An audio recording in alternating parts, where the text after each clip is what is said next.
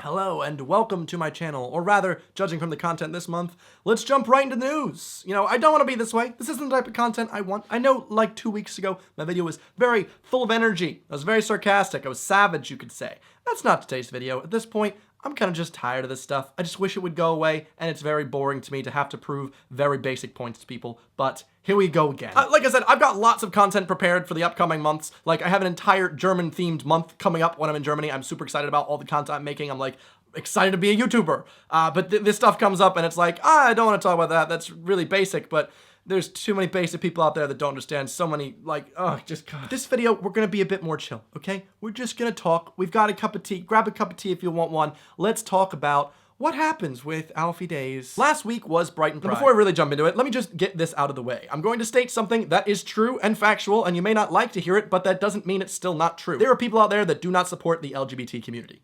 They exist. In your bubble, maybe not. You're probably thinking, what? 2018? Yes, there are people out there that exist. They might be a very small fraction, but they exist. Now, Alfie Days, with an audience size of around 10 million people, you've got to say, even if it was 0.01% of his audience, he's going to have thousands of people that do not support the LGBT movement. So, by Alfie attending Pride, an event to celebrate the LGBT community, how can that be seen as a negative? We have to, you gotta agree with me at this point, right? Like, a net positive that he is showing solidarity and saying, I support this community. You might think, well, that's such a bare bones basic thing to say. Sure, but there are still people out there that do not support that. In his audience, possibly. Like I said, even if it's a fraction of a percent, there's still thousands of people because of how large his audience is. So Alfie, using his platform and influence, can spread this positive message. Love is love. The LGBT community is here to stay. Great stuff. And that is a net positive for everyone, really. I don't think I can find anyone that disagrees with that. So now on to the offense. What did Alfie actually do? Well, he posted a photo on his Instagram with his rainbow flag captioned "Love is Love" from Brighton Pride, promoting this as a net positive, like I said. However, he did commit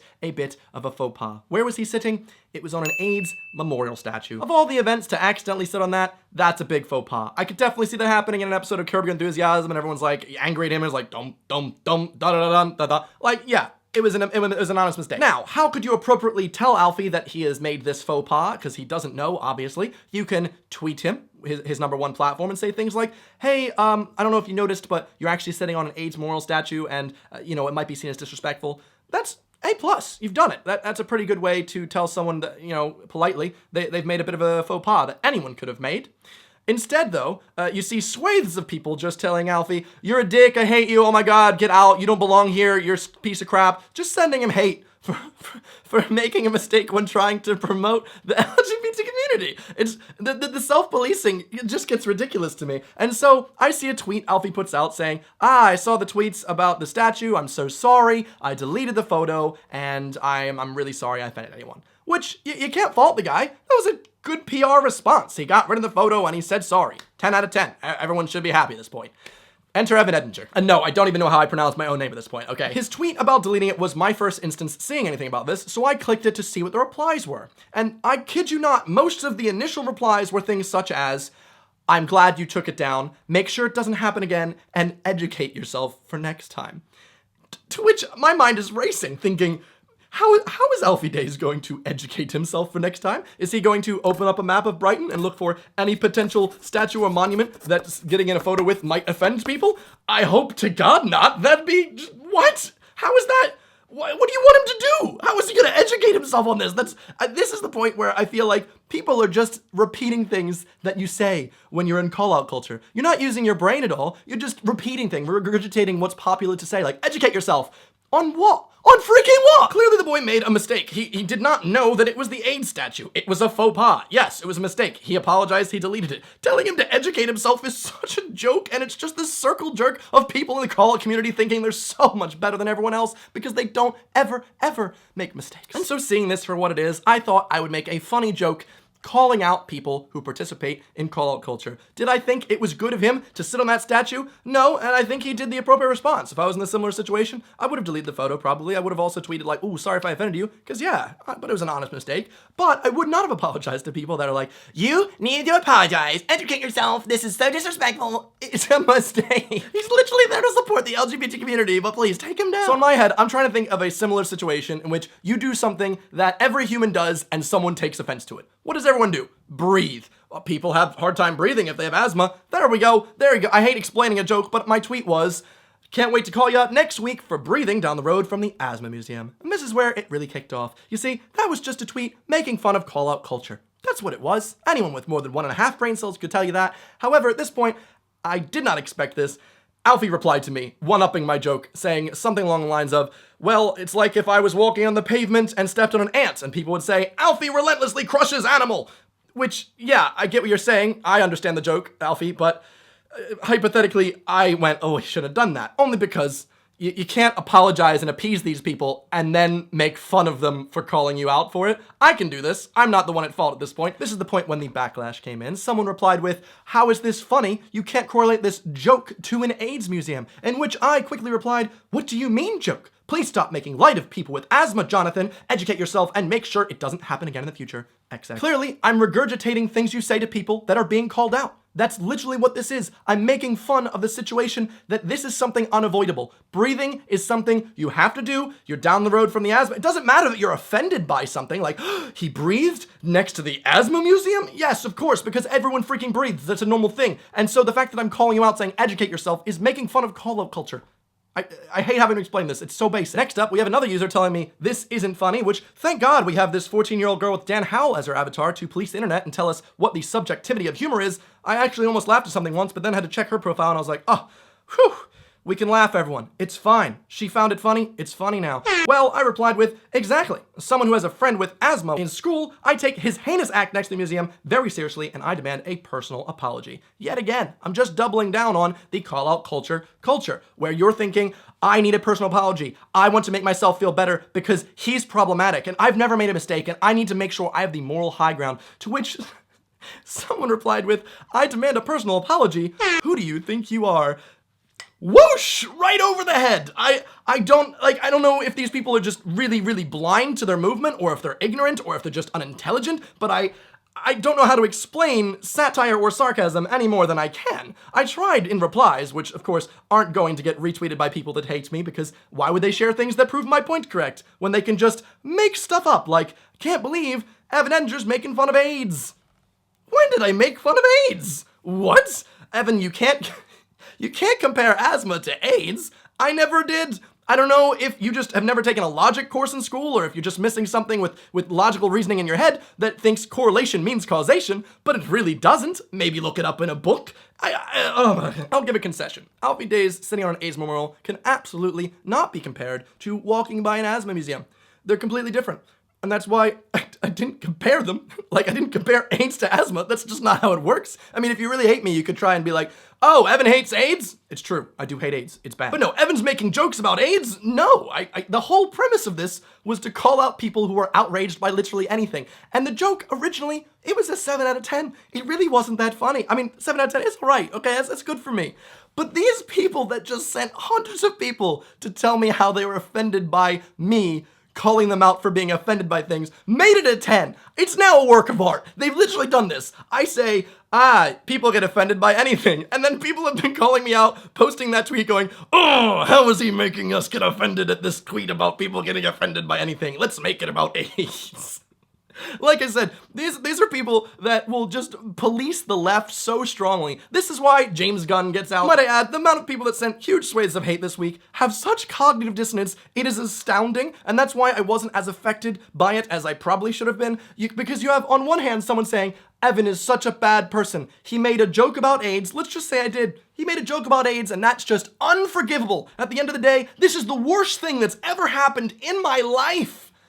And then on the other hand, they go, oh, Dan Howell made a joke about Ebola. That's his dark humor, guys. Come on. It's just so funny. Because these people clearly do not understand what's going on in their own heads. They have worship. They have hate. They have no actual thoughts in their head. They're just going by what's popular. Oh, is Evan Edinger over? I'm jumping on that train. Oh, it's Dan? I do love Dan. Not him, though. Here's the real tea, sis. No one's over because everyone makes mistakes. I made a video about this like 2 years ago. Everyone's problematic. The fact that people are trying to find any little thing, any little micro thing to complain about, to be like, oh, I'm so offended. Even the original thing, which is someone accidentally sitting on a statue to memorialize AIDS.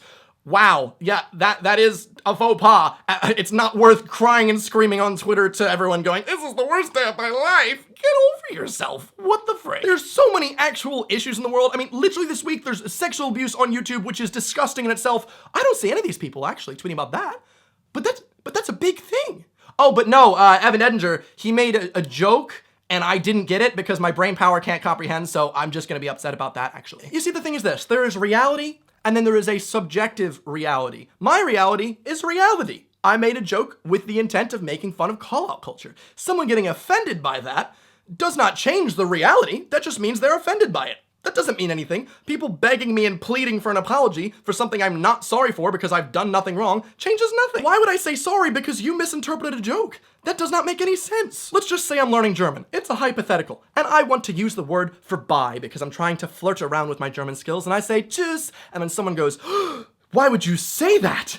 You know I'm Jewish. And I say, well, I said tschüss, which is German for goodbye. And they went, well, I heard Jews. Apologize right now. I'm so offended. That is how dumb these people are. It does not matter that you're offended by something. In reality, it wasn't what you thought. So back up in your head and stop thinking that everything that you believe is the only thing that can be believed. It's just, I don't know. I'm speechless with how dumb that is. One of my favorite things that happened during this second call out of myself was I tried to give a little slack to people saying, well, kids don't know what the word intent means and maybe they don't have enough cognitive reasoning to understand what I'm saying. To which people made a poll, very scientific by the way, to prove they're not just dumb kids. They're dumb young adults. Congratulations, I was giving you an excuse. I'm giving you a way out. Hey, maybe you just don't know. You're 13 years old, you don't know what the word means, or maybe you're just not processing much. Now you're like, no, Evan, I don't understand it, but I'm also like 17 now. Congratulations, now you're, like I said, you're just a dumb teen. That doesn't help your case. And not every kid is dumb, not every teen is dumb. There's dumb adults. But you are most specifically very dumb. I don't know what to say. Originally, when I was gonna make this video, I was gonna have Luke with me. We were just gonna chat it out, and I was gonna try and ask him to play devil's advocate and argue for everyone's side about why I was wrong, but he couldn't really do much because there's not really much of an argument outside of subjective thought.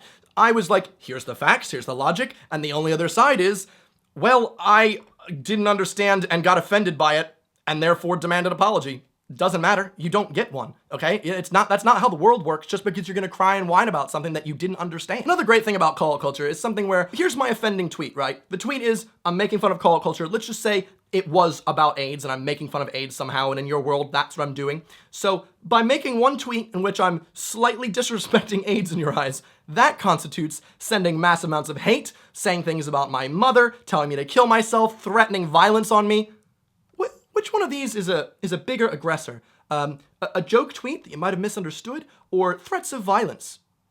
That's the super far left for you. There's no more room to just be a left-leaning person, because if you're just left-leaning, you're not left enough, and these people will literally police you out of their system just because their mindset is literally just blah, blah, blah, blah, blah. However, with all these people saying things to me, I tried to look inward. Maybe I could have done things differently. I kept looking at the tweets going, no, these are absolutely fine. However, maybe I could have waited to reply to more people after things cooled down a bit. Maybe I wouldn't have been as vitriolic in my replies, and so I was like, yeah, maybe I can be a bit of a dick. At that point, I get a text from a close friend that says, Evan, please don't change your sense of humor for anyone. I love your sense of humor. And I went, is this about the children? And she said, yes, I saw you apologize. And I went, I did not apologize. I don't have anything to apologize for. I was merely saying, maybe I need to be a bit more polite about voicing my opinions. And she was like, thank God.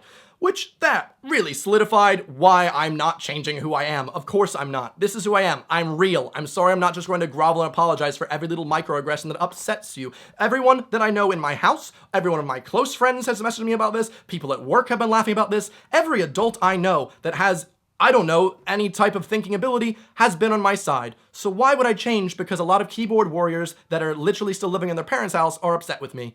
I wouldn't. At all. And here's the thing, if I really wanted to change people's opinions in this video, I wouldn't have been so condescending, and I might not have been like, you're dumb. But there's literally no other argument I can make for these people. I just can't. And also, there is no point. I did try. I replied to a couple people being like, hey, here's an acceptable way to call someone out. Tell them something that was wrong in a polite way. Here's an incorrect way of doing it. Call them names and tell them to kill themselves, because that's not acceptable. And guess what? No one cared about those tweets. No one cares about logic in this group. They don't care about speaking reason. They just care about getting that moral superiority. They're like, oh yeah, I want to just push him down. Educate yourself down there because I'm so much better than you. Oh, it just gives you that little bit of superiority over people that you view as superior to you. And you know what? I understand that. And that's why it doesn't upset me as much as I imagine it would upset most people. Because I've got a level head on my shoulders. If I did something that was offensive, intentional or not, and I could recognize that, of course I would apologize. That's how you do it. It's not gonna be like a I'm sorry you're offended apology button. I'm actually sorry, I didn't mean that, and I'm sorry you're upset.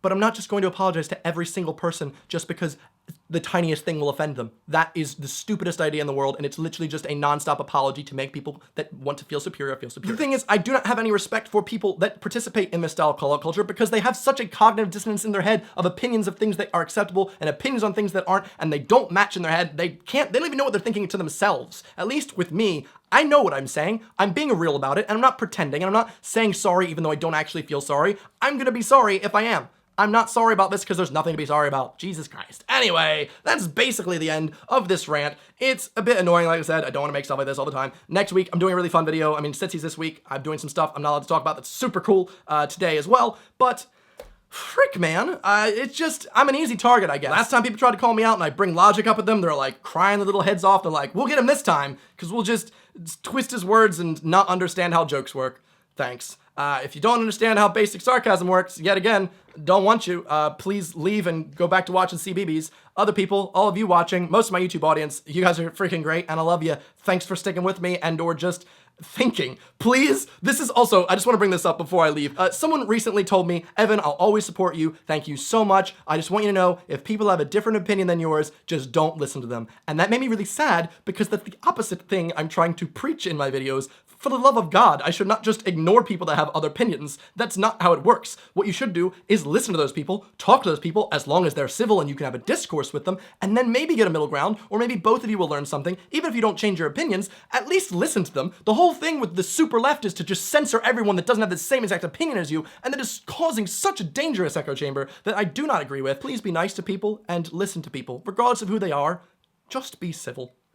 Thanks for listening. I'll see you guys next Sunday. Bell me if you want to hear more drama. No more drama. Okay, I'm done. Goodbye.